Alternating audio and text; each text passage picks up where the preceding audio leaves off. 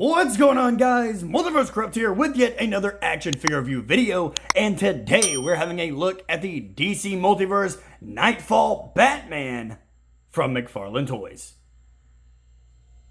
Starting off this video, guys, we're of course taking a look at the McFarlane packaging, and it is of course that black, white, and blue that we all know and love with the open face window, seeing one of my all-time favorite bat suits front and center of the open face window. Looks absolutely phenomenal. Right down here we have the DC Multiverse logo as well as Batman's name. Flipping over here to the side, guys, we see Batman from Knightfall. Flipping over here to the back, we see the best image of Batman that I think that we can see straight out of the comics. We have Mad Hatter down here, which makes me believe that we're probably going to get a Mad Hatter release soon. I really hope we do. But the long-eared Batman, and not just any Batman, the iconic blue and gray suit. You guys know I've mentioned it before. I am a sucker for blue and gray bat suits. I love them. I think blue and gray is the way to go for the Dark Knight. Yes, I love me some black and gray. I love me some all black bat suits, but the blue and gray is just the most iconic bat suit that I can think of. Whenever I talk about Batman, that's the suit I put him in. Flipping over to this side now, guys, we see DC Multiverse and Batman's name with a little QR code for DC Universe Infinite. Back up here in the front, going to the bottom now, we see the barcode for you barcode guys, and not really much at all going on at the top. With all that said, though, guys, let's go ahead and rip the Caped Crusader out of the packaging and see how he looks. As a child, Bruce Wayne watched as his parents were brutally killed in Gotham City's crime alley. Traumatized by their deaths, he devoted his life to becoming the world's greatest weapon against crime, the Batman. To become the ultimate vigilante, the Dark Knight disciplined his mind and body to reach the pinnacle of mental and physical superiority in his relentless pursuit of justice. So right here, guys, is the Dark Knight himself, the Caped Crusader, out of the packaging, standing straight up and down on the rotating turntable. And for my first-hand impressions, I am absolutely in love with this figure. Like I said, guys, blue and gray with the iconic black and yellow bat oval on the chest. That is the perfect bat suit, in my opinion, of course. I absolutely love this figure. The amount of articulation that we have on it, it's still 22 points of articulation, but I have no joints that are stuck. Straight out of the packaging, it was meant to be to just bring me overall happiness and joy. I love this figure. I love the blue they went with. I will say I've seen on some reviews, and I do have to agree, I do think the gray is a little too light. It's kind of like an off-whitish, especially on camera and with this big white light on it. However, with the naked eye, it's about a shade darker, maybe about a shade and a half darker than what you guys are seeing right now. I do still think it's a little too light, but I do still love this figure. I love the colors. I love the detail. I love the muscles all throughout it. That goes with detail. I'm just excited and I'm talking in circles, guys. With all that said, though, guys, let's go ahead and take the Caped Crusader off of the rotating turntable and take a closer look at the accessories that he came with. When it comes to the accessories, guys, the Batman does, of course, come with a standard McFarlane base, just a black circle with DC's logo stamped right there on the front. Right over here, guys, he does, of course, come with a trading card that we saw on the back of the box as well. It's the same cover image, and I do still love this picture. Just Batman with the long blue ears. I can just geek out about it all day. We need a Batman figure with freakishly long ears. Flipping over to the back now, guys, we see the read up, if you guys want to pause the screen and read it right now. Always give you guys that a little bit of a second. And he does, of course, come with interchangeable hands and a batarang, which is pretty much the standard that we've seen in terms of accessories for a Batman figure. However, McFarlane, if you're listening, I would rather much see more grapnel guns and or more batarangs. I hate just getting the one. If you could just give us like 3 of these with interchangeable hands, that would be awesome. Wouldn't say no to different head sculpts too. I would love to start getting figures with different expressions on their face. Going over here now, guys, looking at the other interchangeable hands he has, he does come with a set of grasping hands, and he does, of course, come with a set of punching hands. With all that said, though, guys, that's all the Dark Knight comes with, so let's get these accessories out of here and zoom into the figure himself to take a closer look at the detail.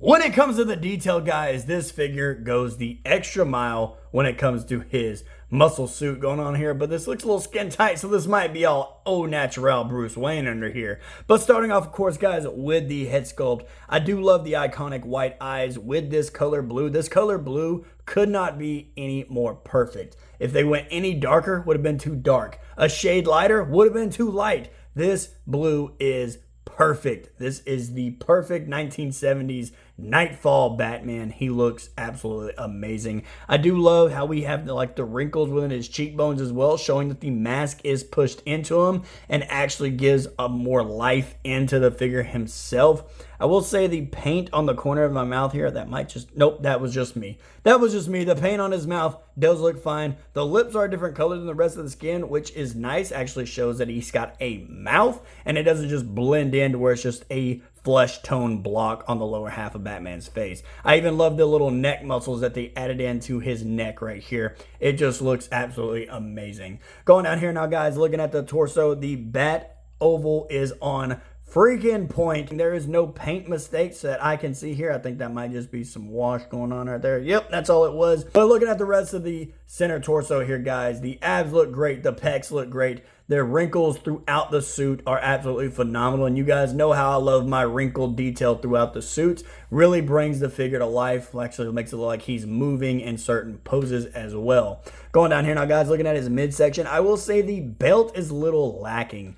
Compared to the rest of the suit, I know, comic book figure, but the belt's a little cartoony for my taste. I would have liked it to where, yes, this is comic accurate, but I would have loved to see a little bit more detail within it. That way it doesn't just look like a yellow strap going all the way across him with these things built into it. I would have loved to see the capsule stick out more and the buckle itself stick out more. It's got a little bit of depth, but not too much going on. Going down here now, guys, looking at the legs and the boots. The legs are muscular and the boots are phenomenal. They are the iconic Batman boots with the points at the top of the shins right here, right up to the knee. Absolutely amazing. I will also say, if you look at his kneecaps here, the kneecaps actually have a detail of their own, as opposed to him having just the little knee. What do you call this? What is that thing? What is that? The little connector piece. I can't think of the name of it. Something just fell off my shelf. Awesome. Flipping over here to the back now, guys, we see the detail throughout this cape. And it's pretty standard that we get through some Batman capes, but I just love seeing the detail throughout the capes. The detail in the capes is extremely important, and it does go a long way. With all that said, though, guys, let's go ahead and zoom out away from the detail and take a closer look at Batman's size, articulation, and get into some size comparison. When it comes to how tall the Caped Crusader stands, guys, Batman does stand to the top of the ears, looks like 7 3/8 tall, but you guys know how I like to go just to the top of the head. So he looks like he stands at exactly 7 1/8. So we'll go ahead and round down and call it the standard McFarlane 7 inches. Let's go ahead and get him off of his stand here, moving closer to the camera to look at that articulation. Starting off with the head sculpt, guys, his head does look up about that far, and he does look down about that far. He is on a ball joint, so his head does rotate all the way around and get some beautiful head tilt in there as well. When it comes to his arm articulation, his arms go out about that far. He does have a useful butterfly joint, and it does rotate all the way around. Bicep swivel, as well as double hinged elbows. Flexing the guns for Catwoman, I assume. Going over here now, guys, looking at his wrists, they do hinge up and down and rotate all the way around, thanks to them being interchangeable hands. Going to his ab crunch now, guys. His ab crunch is, of course, non-existent forward, but backwards he is the Bat Limbo Master. He does have a swivel in his ab crunch as well. Also has it in his waist. His legs go forward about that far, and they go back about that far. Little McFarlane crotch gappage going on there. He does, of course, hit the bat splits, and he does have double hinged knees. In terms of his ankle articulations, they go down, they go up. He has toe articulation and the beautiful ankle pivot. Starting off the size comparison, guys, here we have Knightfall Batman standing up next to my custom McFarlane Batman. And it is just a bunch of mismatched McFarlane Batman figures to build this one, and they do scale together beautifully. Next up, guys, we have Diamond Select Toys Captain America standing up next to Knightfall Batman. And as you can see, they do scale together perfectly. So if you want to get a little Captain America meets Knightfall Batman going on, hey, it's your play pattern. Right here, guys, we have Knightfall Batman standing up next to NECA Toys' Warrior Predator. And as you can see, the Warrior towers over the Dark Knight. And last but not least, guys, here we have Marvel Legends Mr. Fantastic standing up next to the Knightfall Batman. And as you can see, it simply does not work.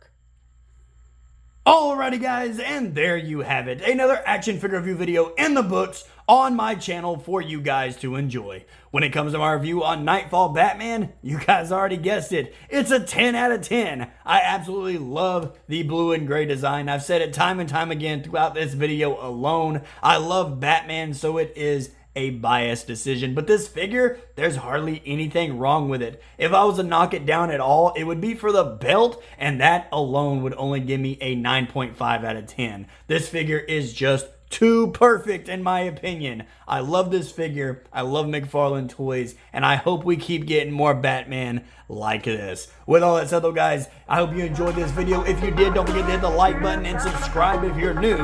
We try to do videos at least 2 times a week for you guys to enjoy. With all that said though, guys, I'm getting out of here, and I will see you in the next video.